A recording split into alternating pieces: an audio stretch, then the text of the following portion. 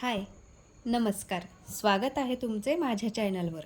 चला, उपवासाचा महिना श्रावण तर संपला, पण आपल्या महाराष्ट्रातील लोकप्रिय उपवासाचा पदार्थ म्हणजे साबुदाणा खिचडी. चला तर मग साबुदाणा खिचडी बनवूयात. ही खिचडी मऊ आणि मोकळी व्हावी यासाठी रात्रभर भिजत ठेवणे महत्त्वाचे असते. पण जर तुम्हाला आठवण नसेल किंवा काही प्रॉब्लेम असेल, 2-4च तास मिळत असतील साबुदाणा भिजवायला, तरी तुम्हाला तो मऊ झालेला हवा असेल, तर त्यासाठी मी तुम्हाला आज एक ट्रिक सांगणार आहे. तर तुम्ही व्हिडिओ शेवटपर्यंत नक्की बघा. चला तर मग आता एका कढईमध्ये बारीक चिरून घेतलेले बटाटे वाफवून घ्या. थोडे त्यात मीठ घाला आणि 5 मिनिट झाकून ठेवा. वाफेत बटाटे होऊ द्या.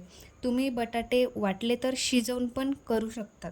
त्याने त्याने पण तुम्ही बटाटे जर वाफेतून असे शिजवून घेतले, कुकरमधून 1-2 शिट्टी करून घेतली, तर त्याने पण बटाटे व्यवस्थित होतात. ते पण तुम्ही त्याच्यात ॲड करू शकता. त्यानंतर आता तुम्ही काय करा, बारीक कटिंग केलेली हिरवी मिरची घाला. तुम्ही हिरवी मिरची ही तुमच्या अंदाजाने घालू शकता. तुम्हाला जर वाटलं की घरात तिखट खातात म्हणून, तर तुम्ही त्यामध्ये थोडीशी तिखट मिरची घाला, बारीक कटिंग करून घाला. आणि थोडे चवीसाठी ना त्यामध्ये कमी तिखट असलेली लाल मिरची घाला. ते पण छान लागतं खायला. तुम्ही त्यामध्ये कमी तिखट केलेली थोडी लाल मिरची घाला.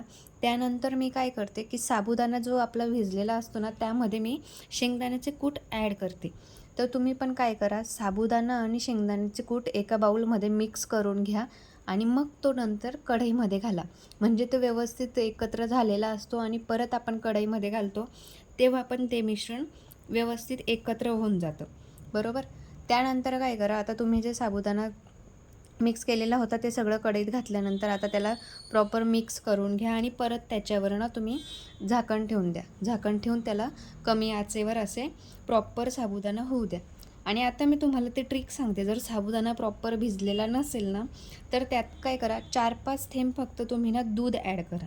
त्यामुळे साबुदाणा ना भिजलेला जरी नसला ना, तरी असं लुसलुशीत होतो आणि लुसलुशीत होऊन तो असा मऊ पण होतो. म्हणजे वाटत नाही की तुम्ही त्याला भिजवलेला किंवा तो प्रॉपर असं झालेला नाही आहे असं. तर बघा, अनेक लोक साबुदाणा खिचडी दही किंवा लिंबाच्या रसासोबतसुद्धा खाणे पसंत करतात. ही खिचडी बनवायला अगदी सोपी आहे. चला ट्राय